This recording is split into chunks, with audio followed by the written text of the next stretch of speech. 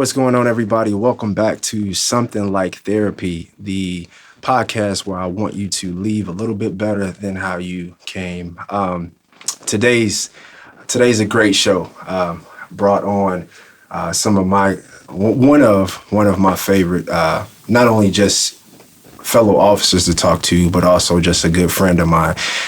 We've had dozens of great conversations, and I think this particular podcast, it may strike one audience in particular, but I believe it touches us all as a whole because we're all affected by it. And so with no further ado, I would like to introduce a buddy of mine, JB, Josh. What's going on, man? How you doing, man? Thank you for having me. Man, absolutely, dude. I'm glad you're here, bro. I'm elated. And just to kind of give a background for people, so had the pleasure of meeting you. We worked for the same department, and this was actually during a time going to work for me was difficult because it was just a dark place for me. And you were Sarge at the time, and you were like, hey, introduce yourself to me. And I'm like, okay, it's cool. And I literally, because of the place that I was in, I didn't want to make friends. I was like, I don't really know people on this squad. I don't want to, I just want to do my job because it was such a dark place. And I think it was something in me that you recognized. And somehow it became like, oh, let's talk for a second. And then that second lasted to, let's go car to car. And then all of a sudden we were talking outside of work. And then I was like, man, this is my brother. And my wife even picked up on that because she was like, you're talking about people at home. And I'm like, I know, but this dude's cool. Like he's good. And she was just like, babe, you're smiling at work. And that was so big. And she knew you were important. And then the people around us, I believe her sister, you called one day and her sister, we were talking about her macaroni. Yep. And she was just like, from that moment, they knew who you were. They knew I appreciated you.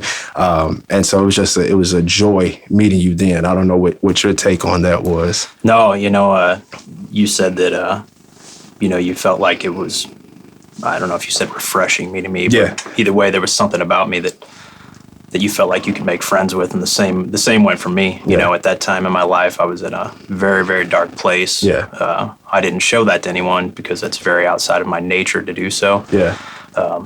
But I recognized very quickly with you that we spoke the same language. Yeah. Yeah. And I know that makes sense to you, and it'll probably make sense to a lot of people listening to this. Absolutely. So you mentioned the dark place, so I want to go ahead and dive into, today we kind of want to talk about the mental aspect that goes into carrying the badge. And I think it's important, especially if you're out here watching. We appreciate you watching. But when we say dark place, they may not really know what that means. I know any officers or retired officers, anyone getting into this kind of can relate to that. But there's so much that goes into law enforcement. That's the mental aspect of it. For you, like, how big do you think that job is mentally versus just the physical part of it? All of it. Yeah. All of it. I mean, I don't want to call it mental toughness, but your mind is what's going to carry you through anything. Yeah. Your mind is what's going to drive your body. Yeah. And your body can't go anywhere your mind hasn't already been. Yeah. So that they'll know that you're credible, can I ask, like, how long have you been in, like, the law enforcement side? I was in law enforcement for 12 years. 12 years. And then before that, you had? Before that, I served in the Army Yeah. on active duty for 4 years. Yeah. So you have training. So when we're talking about the mental aspect of it, do you feel like the academy, do you feel like they equipped you for what we actually deal with out on the street? Not at all. Okay. No. Boy, you could do a whole podcast just on answering that question alone. I'm sure. But just to keep it brief, Yeah. No, I don't think they prepare you at all. Yeah. In that sense. Okay. I don't even know if an academy could, to be honest with you. Yeah. I think it just in my experience, it just takes being on the ground, immersed in that environment and figuring it out. I don't think I could have heard anyone teach it to me and understood it and then translated it to the community. Yeah. I had to learn it on my own, and I think that's probably a common theme with a lot of officers out there today. Yeah. What if you had the opportunity? So let's just say we put us in the academy. Do you think what we have, or the experience we have, what could we say to that class to kind of help them prepare for what they're going to deal with? Boy, to help prepare them for what they're going to deal with, I would probably, I would say a couple things that I know resonate with me. Yeah. Some that I've heard from others and then expanded upon a little bit myself. Okay. I kind of don't know if people would understand the depths of it without having actually done the job for some amount of time. Okay. Or maybe have come from a background where you came into the job understanding the ins and outs of dealing with people on their worst days. Because I have seen people that it just clicks with immediately. Yeah. What I would say, something I would say, it might seem kind of dark, but it would be, hey, here's the best advice I can give you, is that the expectation that we can be completely immersed in suffering and loss on a daily basis and not be touched by it, that's as unrealistic an expectation as thinking you can walk through water without getting wet. Huh. And I would say, take that advice and hold on to it. Yeah. Not only is that going to help others, but that's going to help you. Yeah. Because believe me, along the way, you are going to need some help no matter how much you say you don't. Man, that's deep. That's deep. Can you read that again? That's. Yeah, it was the expectation that we can be immersed in suffering and loss on a daily basis and not be touched by it is as unrealistic as expecting that you'd be able to walk through water without getting wet. Can you expand on that? Just what that means to me when I read that. I read that a few days ago. It was posted by All Secure Foundation. Okay. Somebody I follow. They help out a lot of military and first responders dealing with mental health troubles. Yeah. To me, policemen, our whole job is to go out and help others. Yeah. And that comes in a lot of different forms. You've got your policemen that go call the call and are helping out people who are calling because they're in distress. Okay. You have your policemen who are out, chasing the bad guy, so to speak, and they're your race horses is a very common term in law enforcement. I hear from a lot of commanders, you got your race horses. But either way, the end state that everybody, I think, comes into this job trying to put forth is that they're the ones out there trying to help others and trying to make a positive impact. Yeah. But along the way, it's very likely that if you're not taking care of yourself and taking care of the things that you experience on a daily basis in the right ways, you're going to end up being that person that needs help. And for those that are out doing the helping, it's very, very hard when you become that person who needs help. Yeah. To the point where I don't even think most people are able to self-recognize that without just absolutely burning themselves to the ground. Which I know was my case, and I lived that, and that's why I feel that way about that. Yeah, that's why we say dark place. For me, because I grew up in the church and the spirituality part of that. I used to hear young preachers, young ministers. The senior pastor would always tell the young ministers, like, it's good that you can preach, but then there's a time where you have to sit and be preached to. Mm-hmm. So, like, you're giving out, but then someone has to put in. And so you had mentioned something that makes me think with police work, we're putting out, we're going call to call, and we're counselors, even though we're not, we're counselors and we're trying to help people, and we go call to call, but there is no one putting in us. Like, what could you set up for that? So that's what I think about. We're just giving out, we're just giving out, we're just giving out, but there is nothing put in us. And you said something, which I want to ask the question. You were saying about help. Do you think there's a stigma in law enforcement about seeking help? 100%. Yeah. 100%. What is that, or what's one of them? Boy, I mean, there's so many, it would be hard to put my finger on the number one roadblock that keeps policemen from seeking help for themselves or even admitting that they need it. Yeah. It can be anything from ego, which, let's face it, there's a lot of people that Huge. come to this career field because they have a big ego. And then those that don't, there's a lot of people who will grow a big ego because of it. You know, then there's just the stigma of, like I said earlier, we're the ones who are supposed to be giving everyone help. And we see that, you know, we do that every day. So then for us to ask for help, it would almost seem like we're weak. You know, it's not that I ever experienced it where people would tell you were weak. But I think that's just kind of the underlying theme that comes along with the community of policing for the policemen. You just don't ask for help. You deal with problems yourself because you feel qualified to do so. You know, you said earlier, we're out being everyone's counselor. And to that, I would add, we're out being everyone's counselor, completely unqualified to do so. But it's the truth of the matter, you know. But then when it comes to ourselves, you know, most of us take none of our own advice. You know, and those turn into, that's how, you know, things like substance abuse, you know, happen very, very often in the law enforcement and fire and emergency medicine community, because it's a readily available way to cope with your problems. And then obviously, you know, we've all seen that from the community we serve, and then from the community that we're a part of, that obviously substance abuse ends up amplifying your anxieties and your problems. And it leads to a lot of devastation in a lot of people's lives. I think when you said that, the substance abuse, like I say, if you're an officer out there, you know, and haven't dealt with it, then I would say, like, keep going, you know, because at some point, I don't care who you are, if you're working, it's going to knock on your door. Like you said, walking through water. Walking through water. Expecting not to get wet.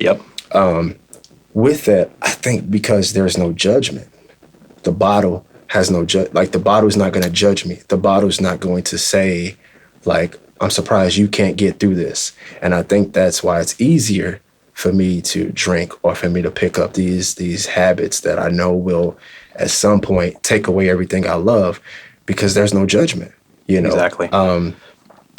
Just talking about that, when you're saying like ego, like I want people to understand, man, how difficult that is, because even if you're not trying to be this macho football team, we're put in that place. Absolutely.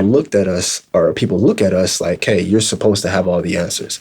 Like, you know, we get these calls and it's like, it's not even a police call, but 911 is the number you feel you should call when you're having an emergency, no matter what the emergency is. So we're called to places for stuff. It's like, I have no idea what you want me to do with this, lady, but we figure it out. And so if you're the person that figure out, like the picker-upper, then who do you call when it's a problem? And so I just don't, unless you're in it, and I want to kind of put that visual for people to understand, like, it's difficult. Because someone else could say, well, just go. Like, go talk your problems out. Do you understand how difficult that is? Right. Go ahead. No, and I was going to say, you know, to piggyback, you said judgment, and that was a great word, you know, and then back to ego. You know, ego, it's not necessarily, I don't necessarily mean it as a bad thing, but it can be a bad thing in maintaining your mental health. You know, you have to have some form of ego and belief in yourself that you can go out and do this job and positively affect the problems that are in front of you. Yeah, absolutely. Otherwise, this job is going to eat you alive if you don't feel the confidence to go out and do that every day. So ego is a good thing to have in some senses. Too much of it, that's, you know, obviously you're going to run into some problems there. Judgment, just to hit on it before we move on, you know, judgment is another reason I feel a lot of officers do not ask for help. And the law enforcement community amongst its own is the most judgmental community of people I've ever come across. Absolutely. And that includes judging yourself. And there are no secrets. There's, you know, none at all. You know, so judgment from your peers, and like I said, judging yourself and believing that you are less than what you try to be every day, because you need help. That's another reason that stops people from seeking it. I was going to read this. I was looking at something, just kind of a website, and going over mental health in law enforcement, and I came across this website. And I won't say the website name or you know, I won't say the name of the victims and things like that, you know, just to respect for that family. But one quote on here says, "We're struggling to try to understand why, and we don't have an answer. We have people among us that have issues that we just don't see. Sometimes they cry for help. We don't answer the cry. We have to answer that cry." And this was a quote taken from, this was a command officer speaking on one of his patrolmen that took their life. And he's given his quote, and this is deep because we both know officers, unfortunately, that the mental part just became too much. So, again, we won't, for the respect of families, we won't go into details. But this same page, it says they collected data, and an average of 130 law enforcement officers commit suicide a year, they said, or you can calculate it as 11 per month. Mm-hmm. Man, when I read that, and I wanted to share that with you on here, because when I saw it, I was just like, man, how devastating is that? And what makes the number so devastating? One, anyone losing their life, but for two, how many of those people probably seeked help? Mm-hmm. And that's because it's that when we mentioned that dark place earlier, a lot of them dealt with that. And we call it dark because there is no light, because we're not telling anybody about it, because of the stigma, because of the atmosphere that goes in law enforcement. And it's not one or two departments. It's the atmosphere of the badge that when you put this on, you are expected to have all the answers, and it's just seeing it nowadays in some of the calls that we go on. And like you say, I just want to reiterate that you go on these calls and they're like, well, what are we going to do about this? And it's like, I'm sorry, it's not a police matter. Like this is, and it's hard for me to tell you like, hey, this is not covered under my scope of practice, but they want to answer. Right. I called you. You're supposed to be the police. And it's like, I'm sorry, I have no answer for this. Like, I can help you Google something because it's not a police matter, but you're expected to know all this. And so having all this pressure on you, right? This is the pressure that comes with the job of answering questions that, okay, take that. But then you also have the pressure over here that we haven't talked about where the public's kind of looking at you and waiting for you to mess up. Mm-hmm. That's a lot of pressure too. It is. The weight of it is undescribable. Yeah. And just to make a comment on the statistics you read, I'm sure that those statistics are probably taken from the suicides of active officers. Yeah. That probably does not take into account the amount of men and women who take their life every day, who are no longer on the job, but are taking it because of the job. Did they, in the academy, did they tell you, did they give you a number about suicide after police work? They told me. Gosh, I'm so far removed from the academy now. If they did, I don't remember it. But I honestly don't remember ever even having any kind of talks or classes like that in the academy. It's not like it was that long ago. Yeah. But a lot has changed in policing in the past 12 years. Well, actually, 15 since I went through the academy. Yeah. I don't remember even the topic ever being addressed at all.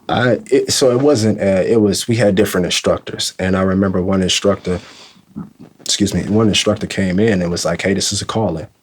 And he was like, just so you guys know, and he almost said it jokingly, like, just so you guys know, we got the highest divorce rate. So make sure this is what you want to do. And he said, most officers who retire end up, I'll just say committing suicide. There are terms, we use that are just, they're when you think about it on a normal sense, it's like we shouldn't joke like that. Mm-hmm. But I think we joke to get past it. But I remember him saying that, and I remember telling my family that I was like, man, this is something I learned today about the divorce rate and about the suicide rate once we retire. They just say like most people can't adjust to life after having your radio on, 12-hour shifts, the switch from days and nights. And so a lot of them just can't take it, and when you hear that, the question, when you think about it now, it's like, why do we do it? But it's a calling because people still need to believe in superheroes. Yep. And that's the part that we are. But with that, we also need to illuminate the areas that we call the dark place. Mm-hmm. And that's kind of, I guess that's what we're doing here. I did want to ask you, as far as some things that you dealt with. Care to share, and we don't have to go too deep, but just care to hit on maybe some little spots that you think you experienced or even seen that we can kind of share them, like what the dark place is or what it looks like. Well, it's definitely a journey to the dark place, you know. And although I said, I kind of led with what I would say to an academy class now, we kind of said, hey, what would you say to them to guide them forward? And, for me, now it would be about taking care of themselves. But I would also tell them that policing has been the most rewarding experience of my entire life. Absolutely. And I have met both the absolute most amazing human beings that I believe have ever walked the face of this earth. And I've also met some of the worst. Yeah. That's big. Yeah. But so, that I would tell them that as well. But, the long road to the darkness that can come from this job,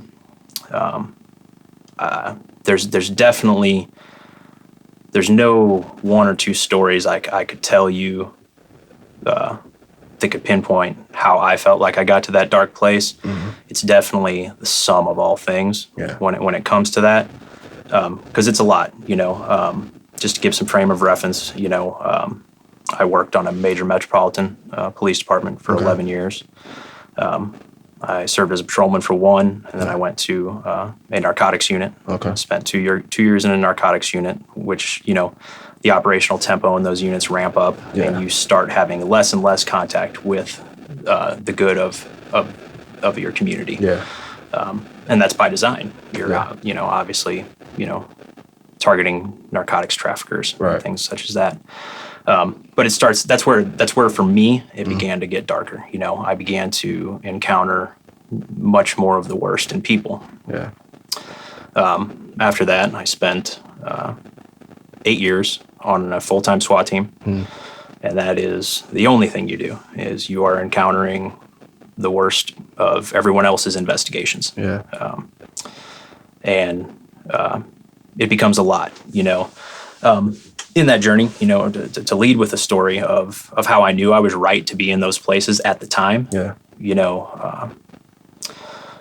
Cold night, we were out riding around. I was what a lot of people would call a jump out boy. Okay. And but again, the population in the community that those types of units are targeting, your drug traffickers and things along that, everything within that network of narcotics.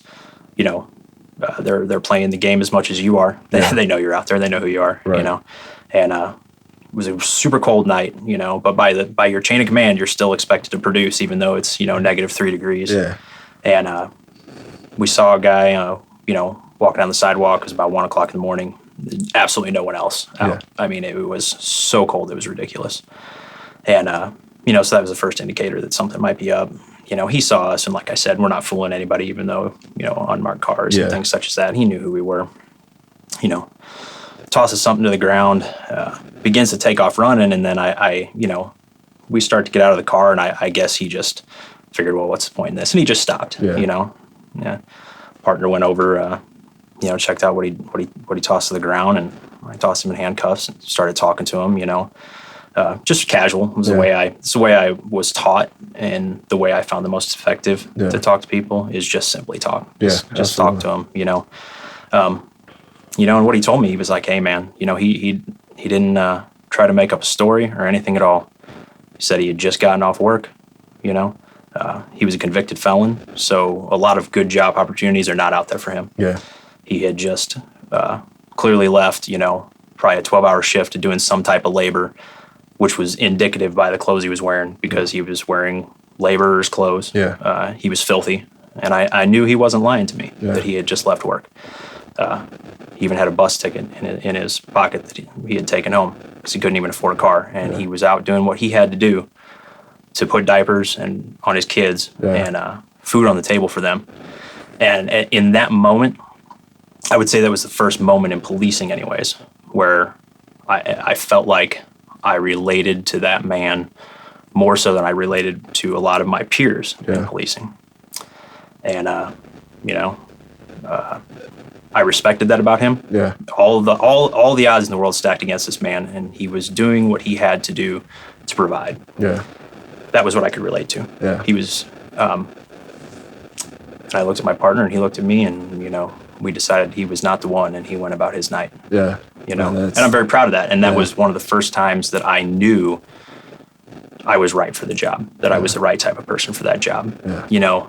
I can say it would have been a fantastic arrest on paper, Yeah. and any one of our commanders would have been super happy. But it wasn't worth it, because this was a good man doing what he felt was necessary to provide. Yeah. And I had that understanding that not a lot of opportunities were available to him. Yeah. But I know that kind of digresses from getting to the dark place, but it's not all a dark place. Yeah, but yeah. you start getting there, because those were not all the encounters I had. Right. You have a lot of really bad ones. Yeah. And that's it's just hearing that story. I think we all have those, but just hearing that, it makes you think, or at least for me, because we do this job, it's like, man, how many of those do we have versus the other ones?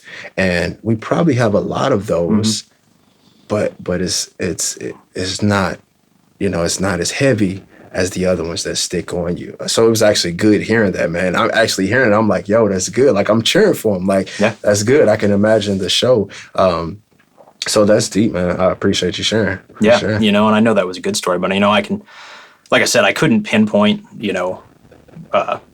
where things started getting dark, but I can definitely tell you the first time it stood out to me that I realized it was dark. Where I realized that not only my humanity, but the humanity of my partners had been completely shaken up. If you want me to share that, Yeah, since that's that was fine, kind of what you asked.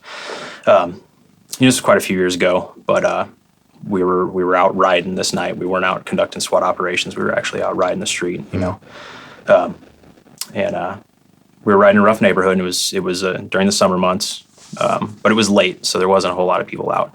And we had the windows down, and we heard some shots being fired. Yeah. Very shortly afterwards, we heard an All Points broadcast going out, that a shooting had just occurred. It had very little detail, but we had heard the shooting, or we had heard the shots fired, and then, of course, moments later, they're putting out the location, and we were just a few blocks away. So we rush over there, and as we start pulling down the street, as we're headed down the street, I can see this dark-colored older Ford Explorer with the rear passenger door standing open, and I'm seeing these kids running out of it up towards the house, right? And when I'm saying, they're about 5-6 years old, and there's about 6 of them. Yeah. A lot of little kids, and they're all running up to this house.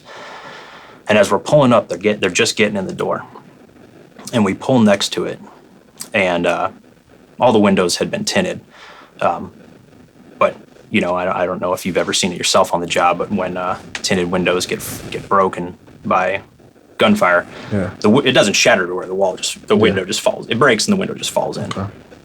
So we get out, and I look into the vehicle, and I see this woman slumped to her side, and the majority of her head was no longer attached to her body. Yeah. And she was still holding in her hand a White Castle burger, which she had been sitting in the car eating. And I looked into the back seat as I was illuminating the car to see if anybody else was hit, and I saw all the White Castle burgers in the back seat where the kids had been seated. And there was, they had obviously, luckily, gotten out of the car unharmed. But this is a pretty catastrophic thing to be viewing. Yeah.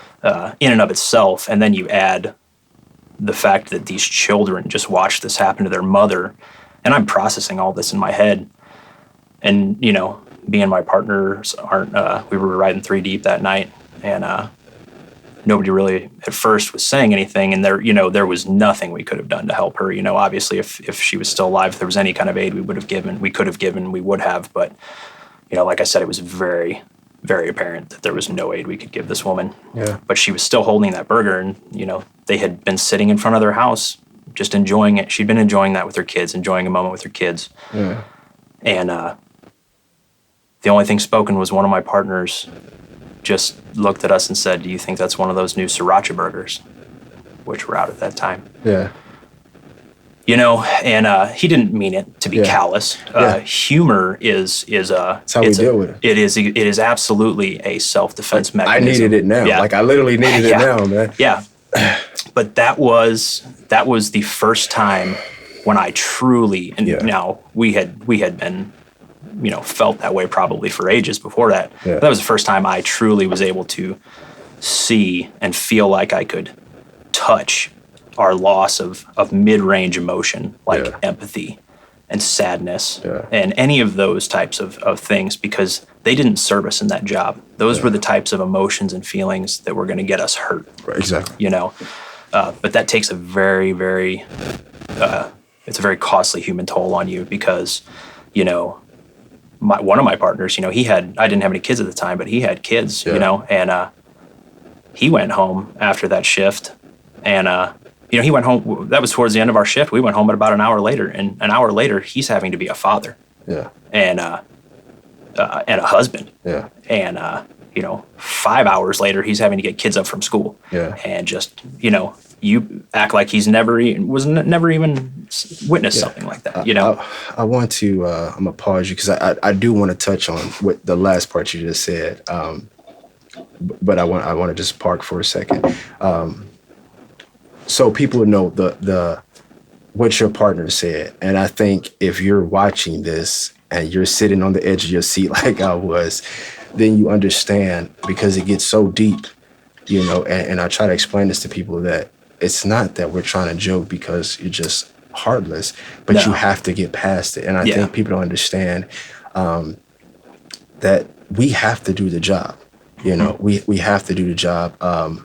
I know for me, just to interject really quick, I know when I was working in the school, the time I was working in the school, man, that first year, it was, I mean, I kept getting into it with the teachers because it was like certain things I would say, and they're like, why are you saying that?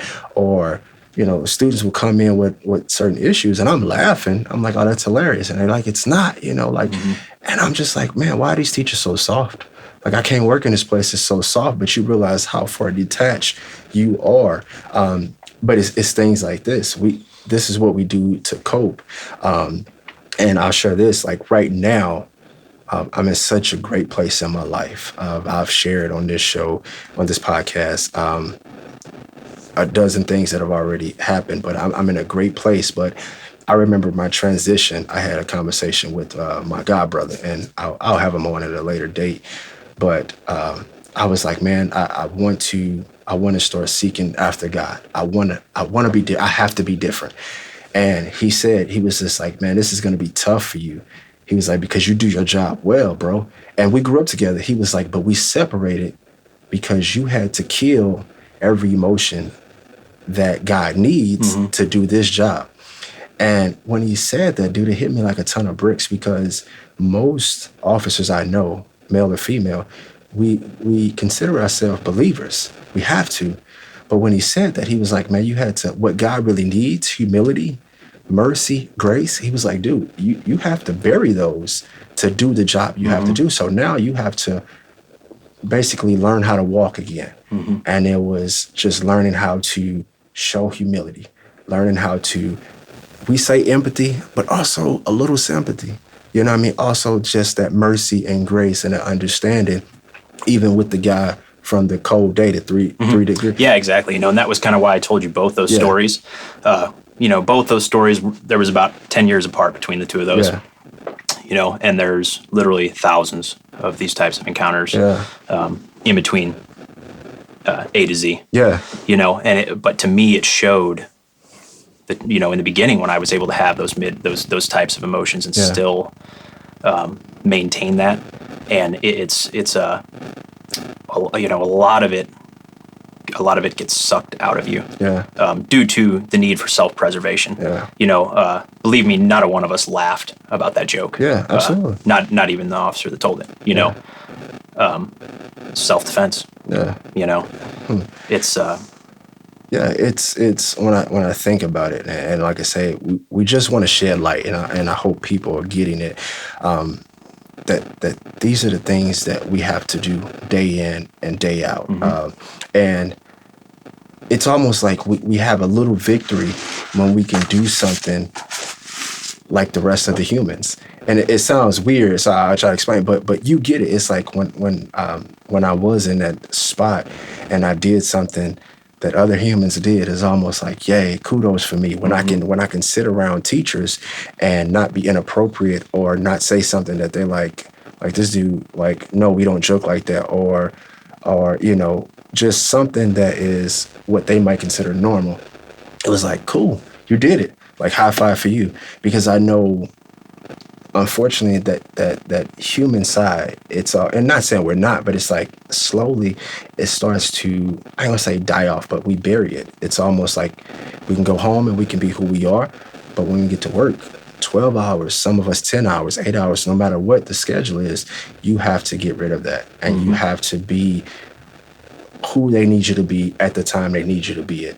And what people have to understand, it's not that we don't want to, but you want something done. You need something done. It's just like when we have to go do notifications, or when we have to tell a family member that a loved one has passed. We're no good to them if we're sitting there, really expressing what we might have in our mind. You need someone to just say, excuse me, are you Mr. Such and such? Unfortunately, I have to inform you that XYZ happened. We have to tell it, and we have to get it out there. If we play around it, you end up panic. And so it's not that we're so callous, but there's a job that we have to do. We have to get it out. And so seeing that brings me into something else I want to talk, because we have stories like that. I know you and I have shared. I don't have one like that, but I do have stories of my own. And seeing what you saw, and I'm sure anyone who's watching, there's a dozen who can relate, and then I'm sure there are people that's like, wow, this is what we see, and we see it more often than not. So what I want to talk about, how does that affect us? And because we know a lot of law enforcement officers, how does that affect the personal side of our life, as far as our spouse, our children, just our everyday trying to adapt to the 12 or 10 hours you have when you literally take that uniform off. Excuse me.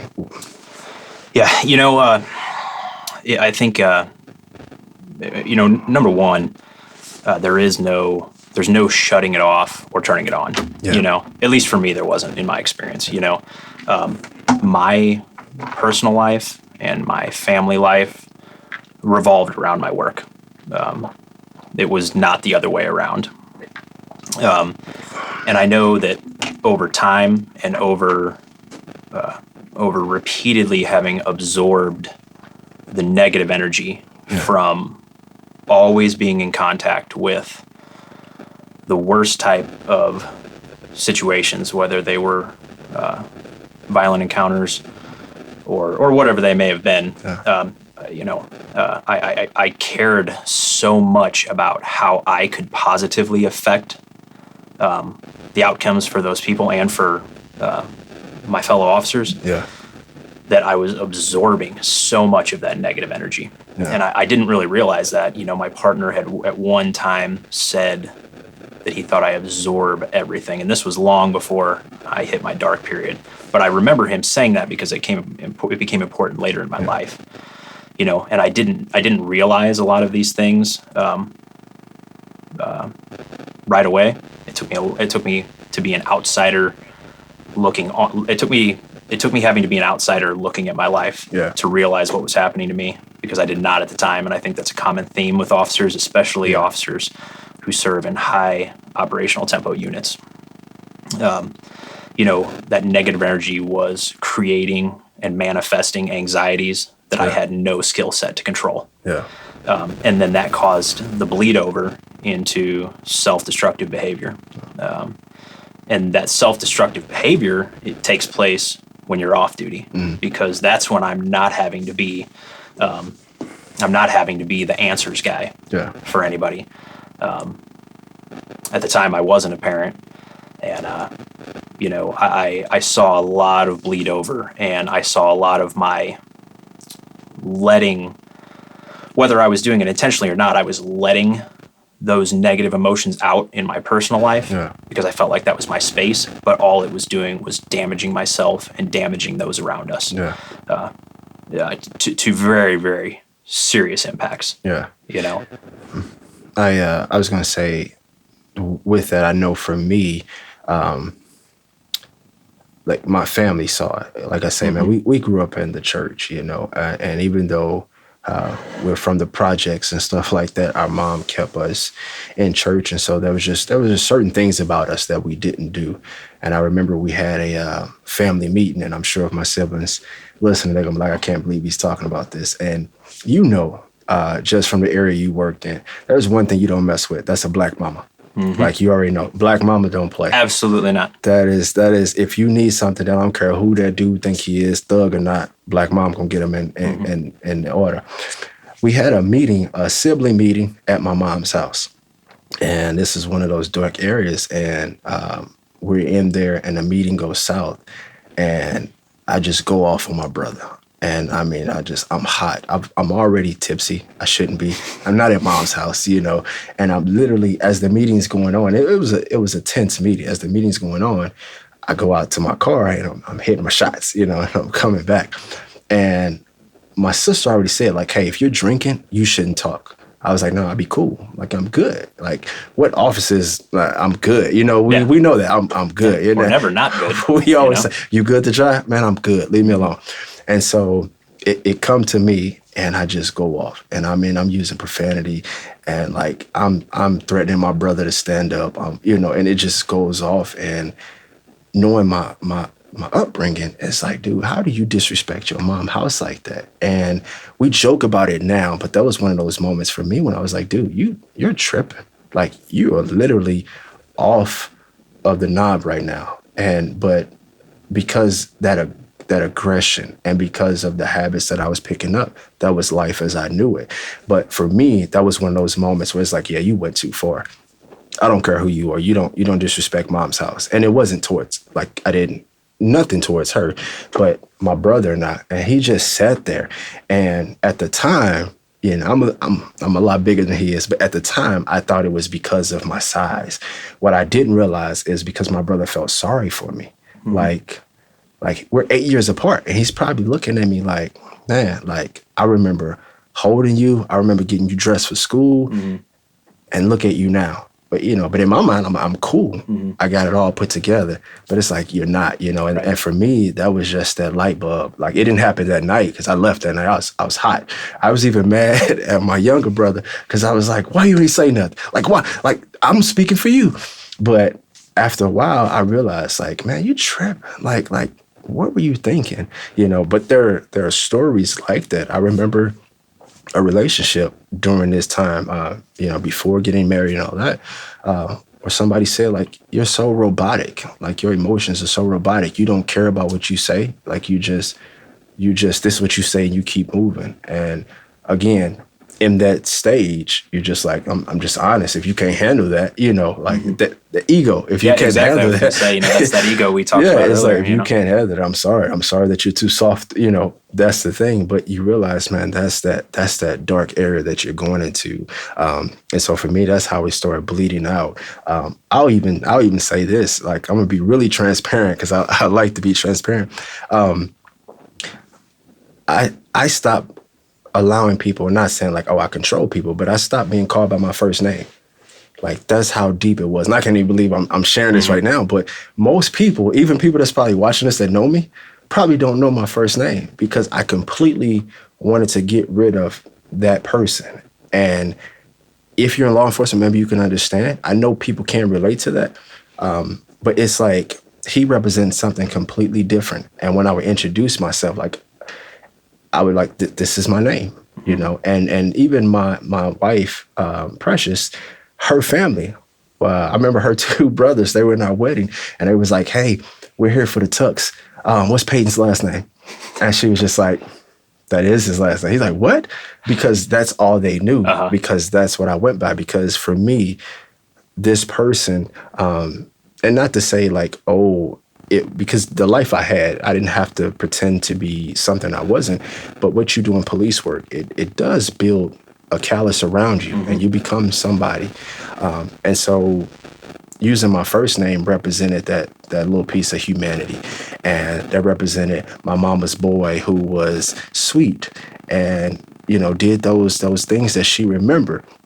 This dude doesn't matter. He'll jump the fence. He'll break the door. He'll do whatever. Like, don't worry about it. You need something done, he's gonna get it done. And it was that dark for me, that it was just like, nah. And so that's, for me, that's how it bled out. And it, up until like literally like maybe a couple months ago, that I didn't get it. I didn't understand. Like you said, I had to step out of what was going on to just kind of see. And when you look at that, my only hope is that I didn't do too much damage and that I can make amends for the idiot moves that I made in there. And I'm not saying other people, but for me, it was, I made a lot of idiot moves in that dark place. So. Yeah. Boy, if I had $1 for every idiot move I made in that dark place, and I spent a lot of time in that dark place, hating myself, hating the people around me. Yeah. So much, and just wanting to be someone else, but I didn't show that to people, you go to work every day and you just continue to be that person that you've always been, but now you're not that person anymore. Now it's a facade. Yeah. You're now completely putting up a front. That's deep, man. So much so that for me, and this is a pretty heavy incident, but it's not even what got me to finally be that outsider looking in. Yeah. For me, it led to, after my 11th year of policing, a suicide, a very serious suicide attempt. Yeah. That I am beyond blessed, worked out in my favor. Yeah. Yeah. But even that did not get a hold of me to see the toll that these things were taking on me. It took a comment from my son, who he did at that time. He was he had just turned 4. Didn't talk a whole lot. Could say a few things. He was an unscripted human at that time. He had no poor learned behavior, if that makes sense. He was just a raw human being. Yeah. But my wife, to give a little context to this, my wife is already also a police officer, and unbeknownst to him, because we perceived him as, well, this is just a 3 or 4 year old. He doesn't understand when he sees us coming home from the job and either flexing or releasing all of our pain and angst on each other. Yeah. I came home from work one night, and I will say that I had been coping. I had been self-medicating with alcohol, just like I had made into a habit of doing at that point in time. And came home, and my wife and I got into, not even much of an argument, but to him it was enough to, it really wasn't much of an argument at all, but he had just seen these things between us so much. He had seen this release of all this negative energy that we were both giving to each other in our safe space of our home. Yeah. And him, he's just this young, innocent being witnessing this. And as I was getting into bed, and he slept with us at the time, and he was, obviously in the middle, and he had heard us arguing. And as I was just getting into bed, and he sprang up on his knees and stuck his arm out towards me, and he shouted, "Daddy, no!" And he was crying, and we didn't even know he was awake when we were arguing, because my wife didn't get out of bed when we were arguing. It wasn't that much it wasn't that big of an argument, but there had been plenty of big ones that probably terrified him, and then also built into him that protective nature. Yeah. That moment shook me more than anything that has ever shaken me in my life. Wow. More so than fighting in a war. At that point in time, 12 years of arduous police work. Yeah. But seeing that innocent young man stand up and stop me. Yeah. When he perceived that things were going to go south. Yeah. That was what impacted me. Yeah. And I left the job the very next day because I knew that anything that was left in me that was the good that had started that job, I had to save it. I knew I had to save it for him. Yeah. You know, I felt like at that time I was so far past being saved that it didn't even matter, you know, and I've come to find in the past few years that I wasn't past being saved. You know, I've passed through a lot of the darkness. Yeah. It's still there, and it always will be. Yeah. But I've passed through a lot of it and managed to bring light to a lot of it. You know, encounters with people like yourself have helped me through that. Yeah. You know, but that was the moment, you know, that pulled me out of it. Nah, that's It wasn't even as bad as it wasn't even the suicide attempt, which you would think for a lot of people would be rock bottom. Yeah. Believe me, there can be rock bottom below the rock bottom. Yeah, man, that's deep, especially because I know your son and I know how innocent he is and stuff like that, man, and I know your love for him, so I can only imagine how that felt. And ironically enough, people who know us, I think would think that we have it put together. We're often, when I talk to certain people, they often put us in the same category. They'll say like, man, you and him, man, like you guys always got something to say to help. Mm-hmm. And so people would think that we have it put together. And so the sad part is if you take people like us who you know, I think, you know, people may look to for strength or something like that.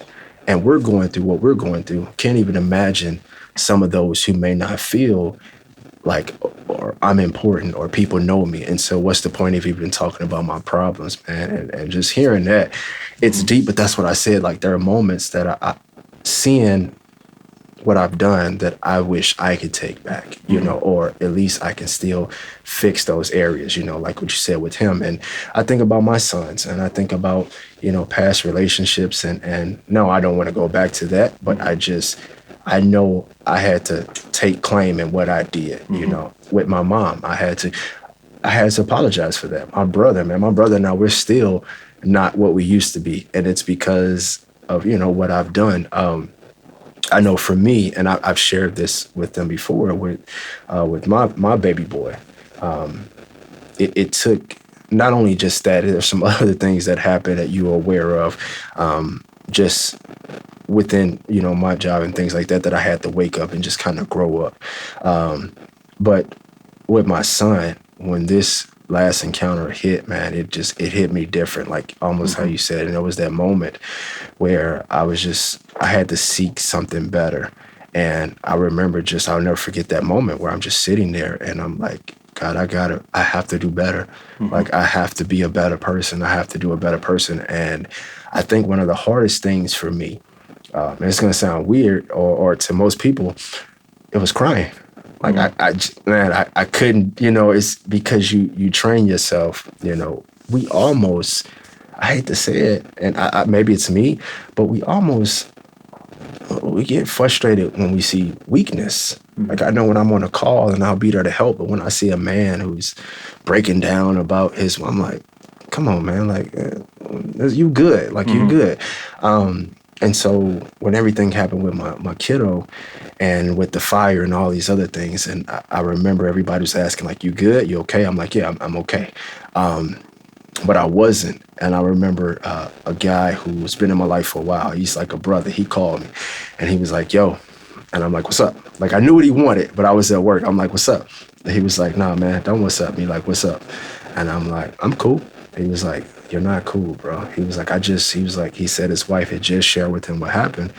And he was like, you're not good, man. Like, what can I do? And I was like, man, I'm straight. He's like, dude, you're not tough guy with me. Like, this is what's happening. And I remember just like, I was breaking, but that breaking was the good part because that was my humanity trying to shine through, like you said. And I was realizing there is some good left of you.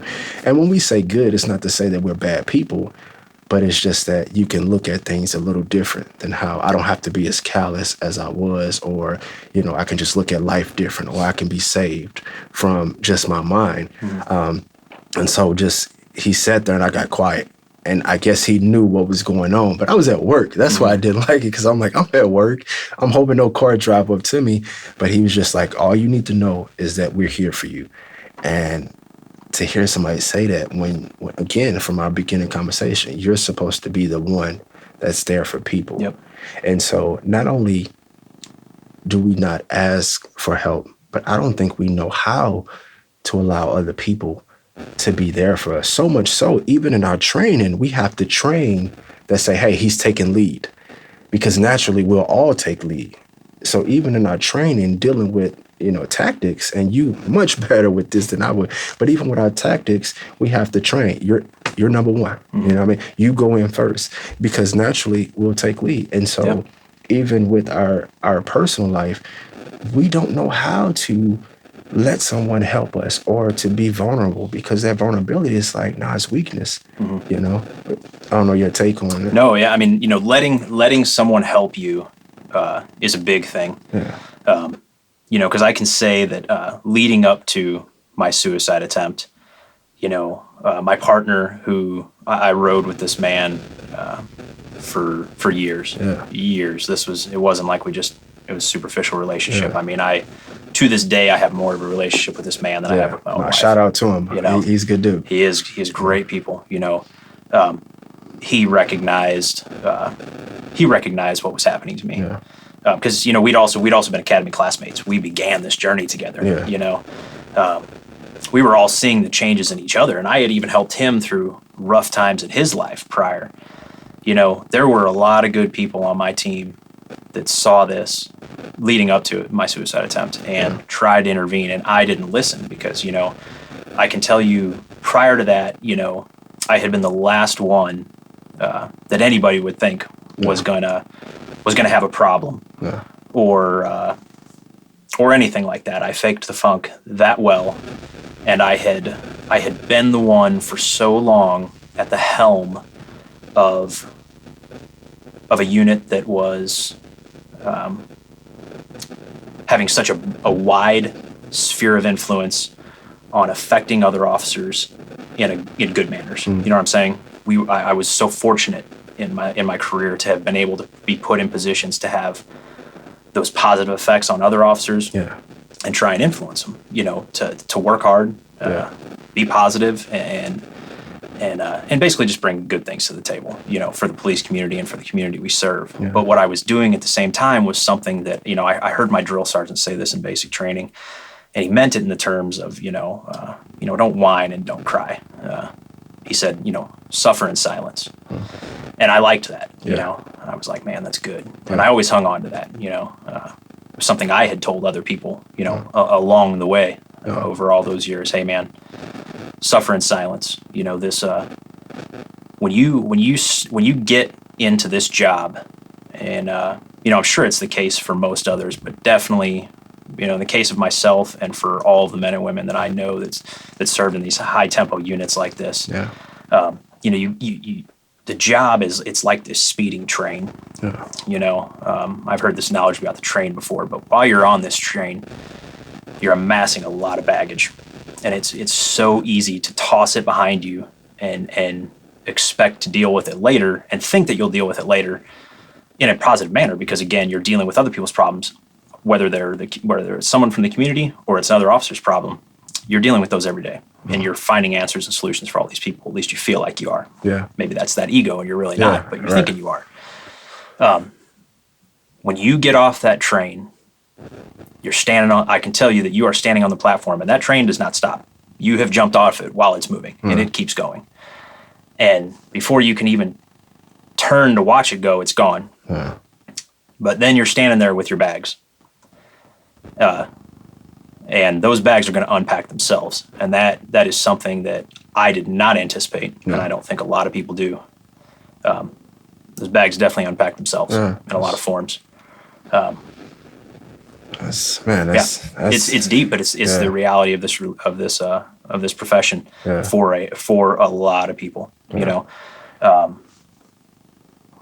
lot of people would have lost that bet thinking I was the guy that was going to spiral out of control the way I did. Being where I'm at now, I'm grateful all of those things happened. I'm in easily the healthiest place I've been yet. Yeah. Still not where I want to be yet, but I'm on the way there. Yeah. And I know my son is in the healthiest place he could possibly be. Yeah. And had I stayed in that career field, which takes a lot out of you, and my hat is off to every man and woman that is out there still doing this job in what is certainly the toughest environment that I have ever seen a policeman have to deal with. Yeah. It is what men and women in this job are going through now what I went through pales in comparison to what they're going through now. Yeah, I remember, and we're gonna try to come, at least for this session, come to a close. But I remember that I was sad when you told me you was making a move. It was bittersweet, but I remember a conversation. You had maybe done a couple of days or at least a week, and I had a question. And I was like, hey, I miss you, but don't you dare come back. But I got a question for you. And I meant that, because in those couple days, man, just hearing the tone of your voice and just, I could tell you were happy. And then the next week, and it's like, man, this dude's happy. And I wasn't on social media like that. And I remember someone else, because a lot of people didn't know how strong our bond was. So they would come like, oh, did you hear? And they would tell me some of the things that you were doing. And jokingly, because we joke like this, I was like, oh, he's finally doing white people stuff. I was like, that's good. I was like, good for him. Good for him. And they were saying, I think you had cut out some wood. You guys did wood something. We were carving a totem pole. Yeah, there you go. Yeah, see, I know anything about carving or totem poles or anything. But it was something to do with our hands. It was, and I was excited for you. And I was happy for that. But to kind of, because now we definitely have to talk more. There's so much more that we got to cover. But I did want to kind of bring it to this, because you're happy. I'm in a happy place. What are just some things you think that we could help, or as we close, maybe give to help someone who may be in that place, or just, like I said, any little pointers, any little final word as far as, because we talked about the dark place, but we're out of it. So I do want to talk a little bit about being out of it, because you don't have to stay there. Yeah. You're saying in the terms of what advice could I give to people who are still on the job? Advice, if you have anything that helped you, anything. I would say that I would have to tell them that coming to the point of realization that it is okay to accept that this badge and uniform does not protect you from the negative effects of everyone else's worst day in life. Yeah. If you think that's going to protect you, you're wrong. Yeah.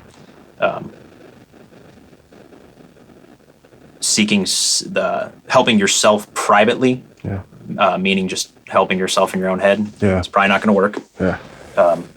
Talk to your partners, talk to your peers, talk to your family, and it's okay to talk about these things. It's okay to go home from work and talk about what you experienced at work and say that, man, you know what?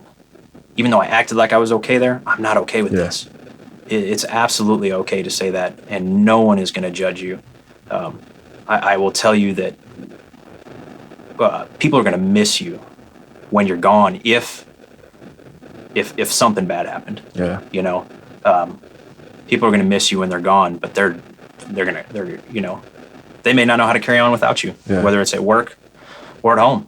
But what they're not going to do is think less of you or judge you for talking about what is eating you alive. Absolutely. Don't be afraid of it. There's a lot of amazing help out there. And a lot of it you have to be your own advocate for. Yeah. You have to be willing to accept it and find what's going to work for you, because, I don't believe that just a regimented answer that, a department may throw at you in order to get help, it may not work for you. Yeah. And if it doesn't, don't think that that's just it. Yeah. I could go on for days, about what I would say to people, but just don't be afraid to be yourself, No. Don't be afraid, It's okay to say you're not okay. Yeah, I appreciate that. Now, my kind of closing words, you said afraid. One thing that I realized, because I had to break free. I couldn't be the same person, right? you take a guy who calls himself fearless, right? But afraid to speak. Oxymoron. Like, how is that possible? Absolutely. You say, and that was my stance. Like, I'm not afraid of dogs. Yes, everybody knew that. But as far as like, no, I'm not afraid to go in here. I'll go into the house. I'll go into the fire. Yet something small like opening my mouth and saying I need help. How does someone fearless become afraid? Well, I think a common theme with that is that we're, as policemen, firefighters, EMS, military personnel, we're trained to do those things. Yeah. We're trained to be the first one into a house. We're trained to be the one to help everybody else. We're trained to act and appear fearless. Yeah. We're not trained in any way, shape, or form to deal with all the negative repercussions that come, and all the negative energy and the unexpected anxieties, feelings, and emotions that come with that. We have no training in that, so we have no skill set for dealing with it. I think that's why a lot of it goes unanswered for so long until it ends up destroying a whole lot of people. Nah, you're hitting some. That's why, man. We definitely have to have you back. I want to say to anyone, I'm our department. I'll say that in our department, they're definitely offering a lot of things to help. Unfortunately, not just with our department, around the globe. There's so much happening that we can't ignore it. And I think a lot of departments just didn't know how. Like you said, there was just no training. Yeah. But I am glad to see that there's more out there. And I want to encourage anyone to ask for help, to seek help, find you. We were that for each other. It was a positive venting. It wasn't just negative. You just didn't throw your problems or throw our problems, but we helped each other. I always say, like, when you meet someone with wisdom, you walk away 2 times smarter. You're going to have a lot of conversations where you feel your IQ goes down from arguing with someone. But with us, anytime we spoke, anytime we went car to car, I drive away 2 times smarter, more motivated. So I encourage anyone out there, and it doesn't have to be in law enforcement, go find some help. Just don't be afraid. Like he said, don't be afraid to step out and to actually say, hey, I need help. Saying you need help today can save your life tomorrow. All right. So, man, thank you. We're definitely going to have you back because we have more to talk about. But till next time, thank you all for listening, and we'll see you on the next one. Hey, what's going on, everyone? We hope you enjoyed this episode and this podcast. It definitely meant a lot to me. It was something that I felt was needed, and we wanted to share. Today's word of the day is silence. It's a word that we're all too familiar with, a word you probably learned how to spell in elementary, but it is the absence of noise, a muteness. And even though this word, being as simple and elementary as it is, this word can be deadly because we know silence is deadly. I hope if there's anything you took from the show, I hope that you took that we can no longer be silent. If you or anyone you know seem like they're suffering in silence, I challenge you to break that. Break the walls, break the barriers, break the fear. Go seek help. I guarantee you'll be better for it. Thank you, and you all have a blessed one.